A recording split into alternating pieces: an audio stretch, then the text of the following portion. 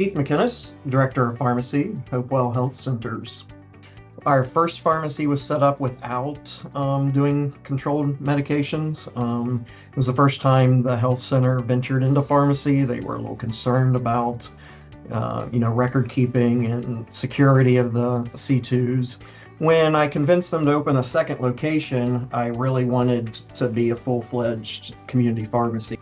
To make the administration feel more comfortable with having controls, I was looking for some sort of electronic method to maintain that inventory and control over the medications. I came from previous retail and hospital experience where everything was paper logs, and I knew I didn't want to have this great big old binder that was going to fall apart every time I did an audit. So I absolutely appreciate having this tool at my hand. Just the ease of the program.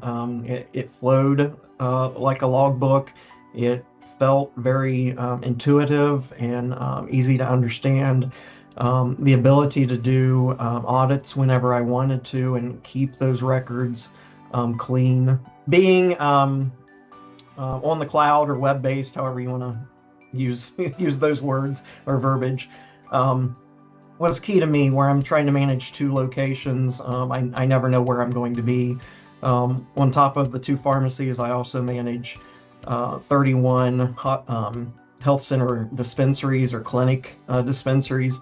So again, I don't know where I'll be from today, tomorrow. So having the ability to monitor that for compliance as the director over all of this was key to my wanting to move forward with C2 Keep. This is the solution that you're looking for. Seamless integration with the pharmacy software, and very easy for your staff to pick up on. And you'll appreciate having those tools at your disposal wherever you are.